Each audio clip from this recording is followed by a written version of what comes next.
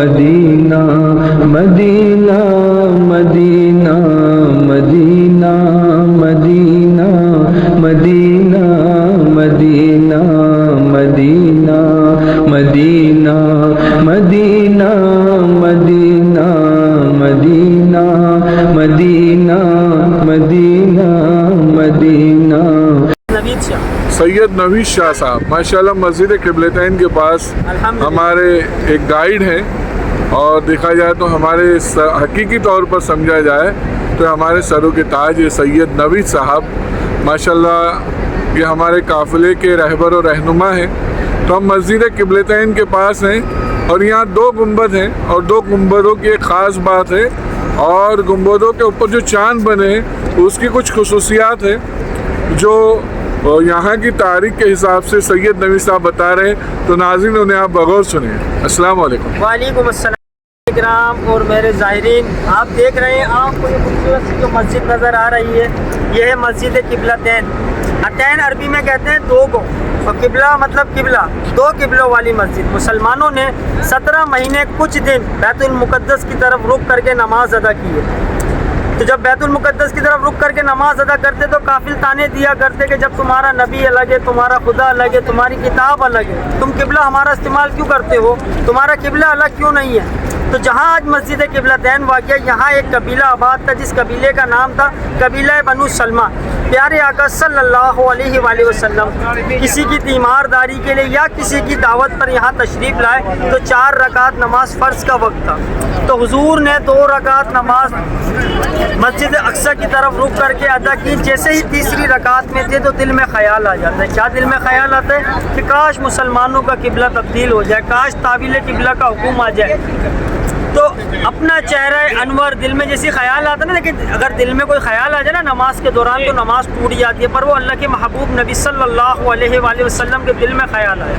دل میں جیسی خیال آتا ہے تو اپنا چہرہ انور بار بار آسمانوں کی طرف اٹھاتے ہیں اور اللہ کی رحمت کا انتظار کرتے ہیں، بار بار آسمانوں کی طرف اٹھاتے ہیں، اللہ کی رحمت کا انتظار کرتے ہیں۔ تو اللہ پاک اپنے محبوب نبی صلی اللہ علیہ وآلہ وسلم کی اس شان کے اوپر سورہ بقرہ کی آیت نازل فرما دیتا ہے۔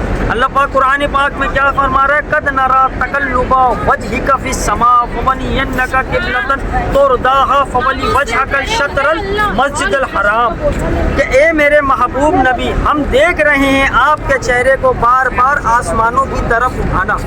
اس سے کیا ثابت ہوتا ہے؟ جیسے میں نے آپ کو پہلے بتایا کہ پیارے آقا کے دل کے اندر جب خیال آتا ہے تو میرے آقا اپنا چہرہ بار بار آسمانوں کی طرف اٹھا رہے ہیں، اور اللہ پاک قرآن پاک میں کیا فرما رہا ہے کہ اے محبوب نبی جیسے آپ ہمیں دیکھ رہے ہیں ایسے ہم بھی آپ کو دیکھ رہے ہیں۔ تو اللہ پاک فرما رہا ہے کہ اے میرے محبوب نبی ہم دیکھ رہے ہیں آپ کے چہرے کو بار بار آسمانوں کی طرف اٹھانا، اور ہم پھیر دیں گے رخ تمہارا اس قبلے کی جانب جہاں تمہاری مرضی ہے اور جہاں تمہاری چاہت ہے۔ اور پھر اللہ پاک کیا فرما رہا ہے کہ پھیر دو اپنا چہرہ خانے کعبہ کی طرف۔ عربی گرامر کا یہ تسلسل ہوتا ہے، اگر کوئی عربی گرامر جانتا ہو کہ ایک ہی بات کو 2 دفعہ دہرایا جائے تو پہلے والے میں شدت پیدا ہو جاتی ہے۔ جی جی دیکھیے جی ناظرین، اگر اللہ پاک ڈائریکٹ آنر ہے، مالک ہے، خالق و مالک ہے، اگر وہ کوئی بھی حکم دے گا تو کوئی اس سے انکار نہیں کر سکتا۔ اللہ پاک چاہتا تو یہ بھی کہہ سکتا تھا اے ایمان والو آج سے تمہارا قبلہ خانہ کعبہ ہے، کوئی سوال کرنے کا حق ہی نہیں رکھتا۔ لیکن اللہ پاک پہلے اپنے حبیب کی شان بیان کر رہا ہے۔ کیوں؟ کہ حدیث کو تو ضعیف کہہ کے سائڈ میں رکھ دی جاتی ہے، حدیث کو ضعیف کہہ کے سائڈ میں رکھ دی جاتی ہے، لیکن آپ قرآن پاک کو کہاں لے کے جائیں گے؟ سورہ بقرہ کی آیت کو کہاں لے کر جائیں گے؟ لوگ کہتے ہیں کہ نبی کے چاہنے سے کیا ہوتا ہے؟ ارے ان لوگوں کو بتایا جائے اگر میرے نبی چاہیں تو خدا قبلہ بدل دیتا ہے۔ یہ جو قبلہ ملا ہے اللہ پاک واضح طور پہ بتا رہا ہے اے ایمان والو، یہ جو میں تمہیں قبلہ دے رہا ہوں نہ اپنی مرضی سے دے رہا ہوں نہ تمہاری مرضی سے دے رہا ہوں، یہ میں اپنے حبیب حضرت محمد مصطفیٰ صلی اللہ علیہ وآلہ وسلم کی مرضی سے دے رہا ہوں۔ اور یہ واضح طور پہ اللہ پاک نے قرآن پاک میں اس چیز کو چھاپ کے مسلمانوں تک پہنچا دیا ہے کہ اے ایمان والو کہ اگر میرا نبی چاہے تو میں قبلہ بدل دیتا ہوں۔ یہ وہ مقام ہے جہاں ہمیں تعویل قبلہ کا حکم آیا۔ الحمدللہ آج ہم یہاں آئے جہاں ہمیں فرض نماز کی تاکید نہیں کی گئی، یہاں پر صرف ہم نے 2 رکعت نماز تحیۃ المسجد ادا کرنی ہے جو مسجد کا حق ہوتا ہے۔ تو یہاں ہم جائیں گے۔ دیکھو جانے کرام، اگر میں آپ کو ابھی کوئی بات بتا رہا ہوں نا تو یہ آپ کے واضح طور پہ سمجھ میں آ رہی ہے۔ جی آپ سب سمجھ رہے ہیں جیسے میں بتا رہا ہوں، لیکن آپ سامنے معجزہ دیکھیں، ان کبوتروں کو کون سمجھائے، ان جی۔ کبوتروں کو کون سمجھائے؟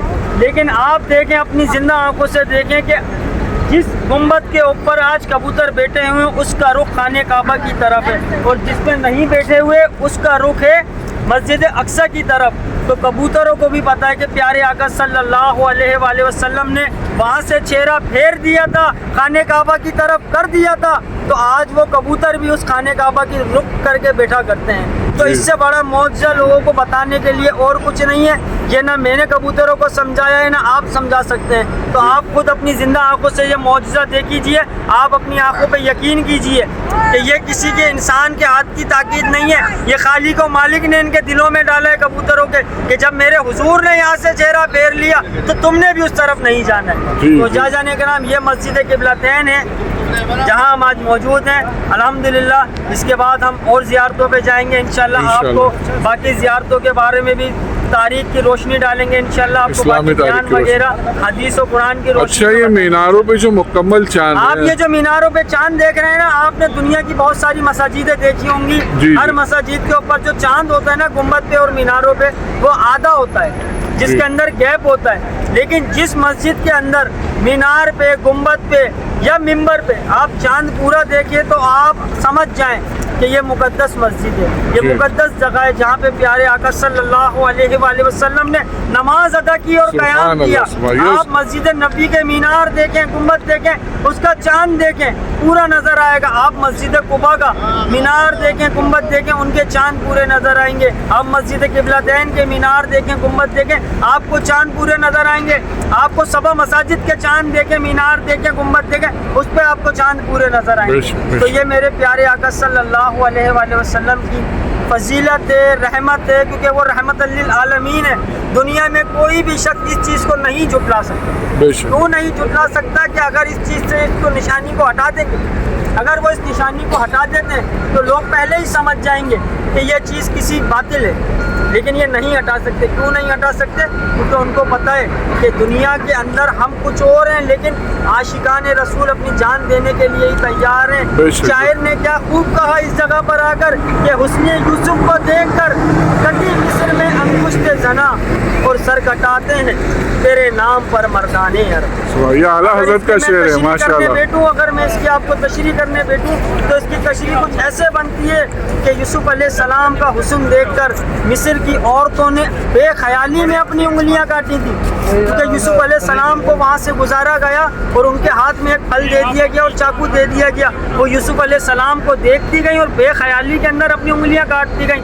دیکھیں ناظرین، جان بوجھ کر کسی چیز کو اپنے اوپر مارنا اور بے دہانی میں مارنے میں فرق ہوتا ہے۔ دیکھیں بے دہانی میں جو لگتی ہے نا اس میں درد ہوتا ہے، لیکن جان نہیں نکلتی۔ لیکن وہی چیز ہم جان بوجھ کر اگر کریں نا تو لگنے سے پہلے جان نکل جاتی ہے۔ تو کہنے کا مقصد اس شعر کو شاعر نے خوب انداز میں کہا کہ حسن یوسف کو دیکھ کر مصر میں کٹی اور کاٹے میں فرق ہوتا ہے۔ جہاں بات آ گئی نا کٹی، تو حسن یوسف کو دیکھ کر مصر کی عورتوں نے بے خیالی میں اپنی انگلیاں کاٹی، اور میرے پیارے آقا سرکار جان عالم دو جہاں کے سردار، ان کا حسن دیکھ کر تو عرب کے مرد جان بوجھ کر سر کٹانے کے لیے تیار۔ سبحان اللہ، سبحان اللہ۔ تو جاجان اکرام، ناظرین اکرام، یہ واقعہ انشاءاللہ جہاں جہاں ہم جائیں گے وہاں آپ کو مقدس زیارتوں کے بارے میں بھی بتائیں گے، قرآن اور حدیث کی روشنی کے اندر۔